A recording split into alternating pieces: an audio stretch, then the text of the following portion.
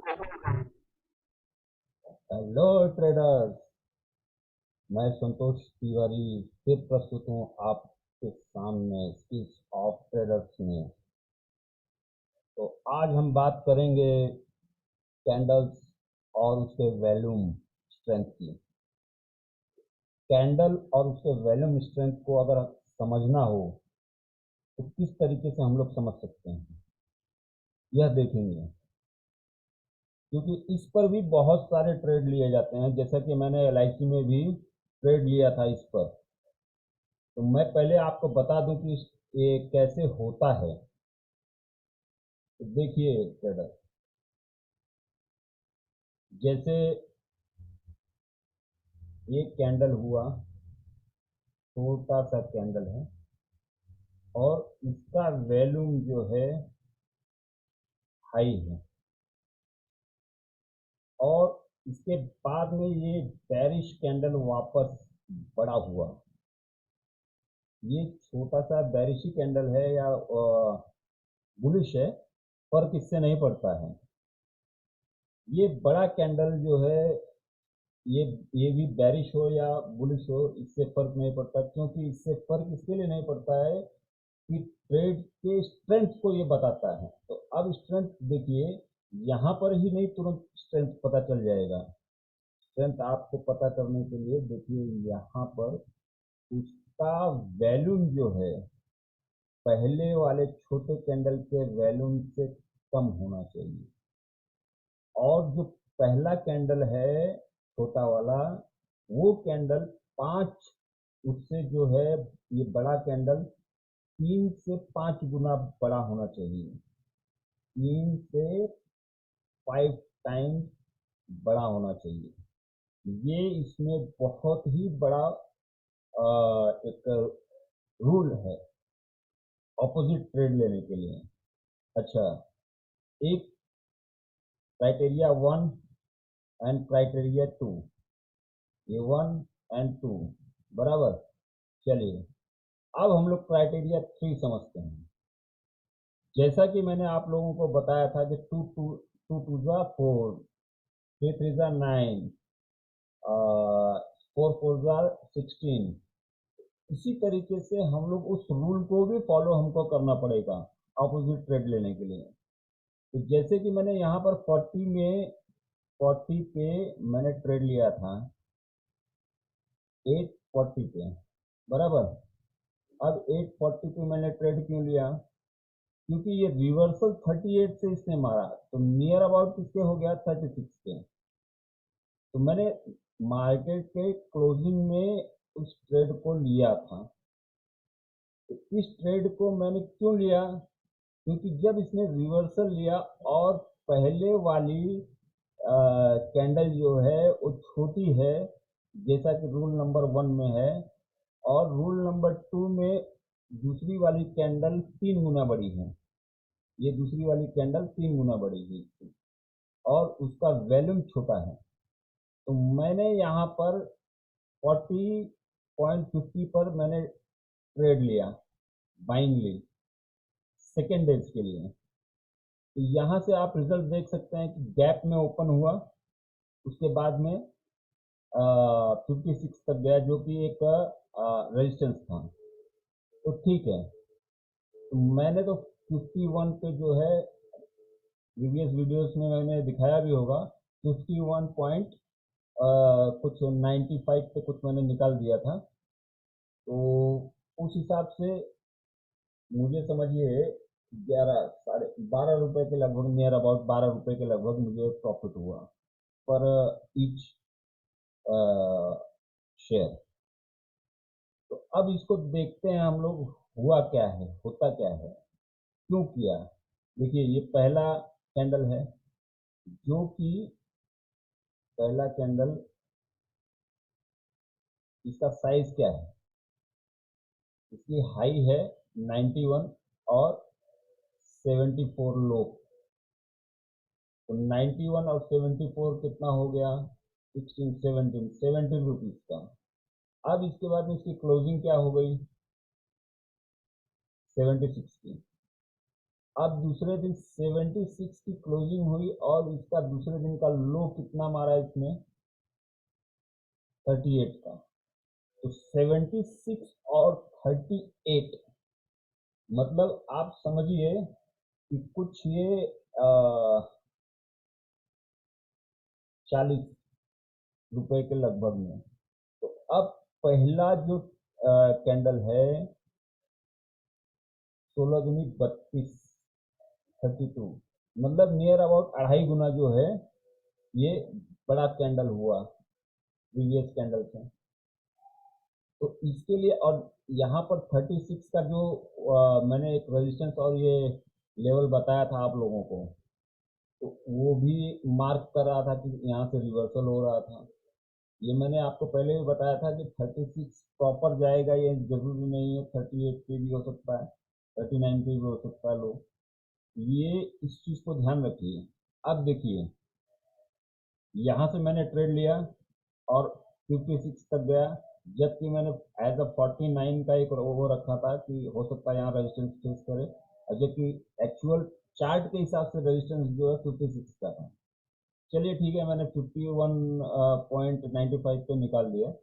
उसके बाद में देखिए क्या क्या हुआ, यहाँ से 25 तक गया है, देख लीजिए आप लोग। लेकिन प्रीवियस कैंडल से जो है अब ये बड़ा नहीं है, और इसका वो भी वैल्यूम छोटा है, लेकिन ये बड़ा नहीं है उससे। तो इस चीज को ध्यान में रखकर ट्रेड कीजिएगा। चलिए, और भी आपको एक दो वो दिखाता हूं मैं कैसे होता है।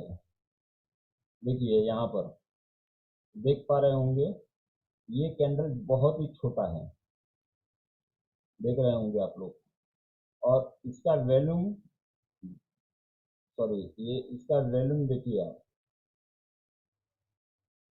थोड़ा बढ़ा हुआ है, और ये उससे 5 गुना छोटा बड़ा कैंडल है, जिसका कि वैल्यूम बहुत ही छोटा है। तो अब इसमें देखिए, अगर ये कितना 51 मीन्स 49 के नियर अबाउट, तो 51 पे या 50 पर जिसने भी ट्रेड लिया होगा, तो वह उसने जो है, हाई कितना हुआ है 61, मीन्स 10 रुपीज का प्रॉफिट किया होगा उसने, जिस किसी ने भी लिया होगा। अब दूसरे दिन का देखा जाए, अगर होल्ड करने वाला है तो 64 तक भी गया होगा, एसएल स्टॉक प्रॉफिट जो है लगाकर ट्रेडिंग करता हुआ। तो एज इट इज देखिए 64 मीन्स, ये मैं आपको पहले ही बता चुका हूँ कि एग्जैक्ट 64 36 ये नहीं वो करेगा, शो करेगा मार्केट कभी भी। मार्केट कभी भी शो करेगा 2-4 पॉइंट आगे, 2-4 पॉइंट पीछे, ये ध्यान में रखिएगा हमेशा। ये देखिए 68 तक गया। ये चीज जो है आप की लेवल है, ये जो मैं अभी आप लोगों को दे रहा हूँ, इसका की लेवल है। इस चीज को ध्यान में रखकर आप लोग इसका जो है मंथन कीजिए, आप लोग इसको चार्ट पर देखिए, अप्लाई कीजिए, तो आपको ये समझ में आएगा कि इसका स्ट्रेंथ क्या होता है, और हम लोग इंट्राडे ट्रेड में इसका उपयोग कैसे कर सकते हैं। तो ऐसे एक नहीं सैकड़ों वो हैं जो कि आप लोगों को ये चीजें जो है बताएंगे क्या होता है स्ट्रेंथ, कैंडल की स्ट्रेंथ क्या होनी चाहिए, क्या होती है, उसका उपयोग कैसे करना है। ये सब चीजें जो हैं हम लोग जब देखेंगे तभी हमको पता चलेगा। देखिए यहाँ पर देख लीजिए, ये कैंडल देखिए, यहाँ ये कैंडल 2.5-3 गुना बड़ा है उससे, लेकिन इसका वैल्यूम छोटा है। तो देखिए यहाँ पर रिजल्ट क्या निकला, क्योंकि यहाँ स्ट्रेंथ जो है, ये छोटे छोटे सेलर्स हैं जिन्होंने सेल की हुई है, स्ट्रेंथ नहीं है वैल्यूम में। जो स्ट्रेंथ नहीं है, तो अब देखिए यहाँ पर अगर किसी ने कितना हुआ है 48 मीन्स 49 के नियर अबाउट, मैंने देखा कि बोला है, तो 49 के नियर अबाउट मीन्स आप लोग अगर 49 के नियर अबाउट लेते हैं, तो हाई कितना दूसरे दिन 55 का मारा, फिर तीसरे दिन नॉर्मल वहीं पे रेंज किया, चौथे दिन देखिए तो आप इस चीज को एनालाइज करते समय आप लोग जब ध्यान देंगे तभी आपको समझ में आएगा कि ये है क्या। क्योंकि कैंडल की स्ट्रेंथ जो है वॉल्यूम के स्ट्रेंथ पे निर्भर करती है। इसको ध्यान रखिए।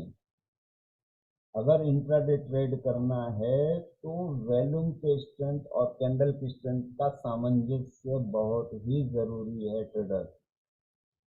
और अगर इस सामंजस्य को जो नहीं समझ सकता तो फिर वो उसके लिए ट्रेडिंग कॉन्सेप्ट है ही नहीं।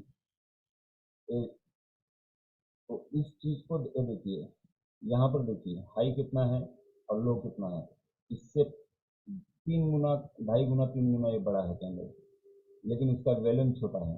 अब देखिए ये लो क्या है, 94 का, और ये इसका 202 का।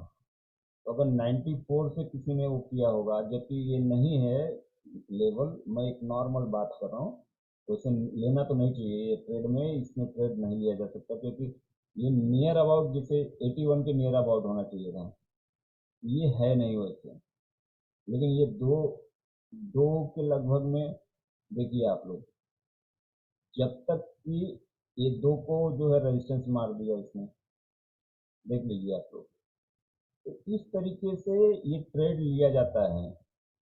और ये इसको ब्लाइंडली ट्रेड नहीं बोलते हैं, ये स्ट्रेंथ, इसको स्ट्रेंथ ट्रेड बोल सकते हैं, जो कि एकदम कम से कम आपको 95% आपको ये एक्यूरेट ट्रेडिंग देगा।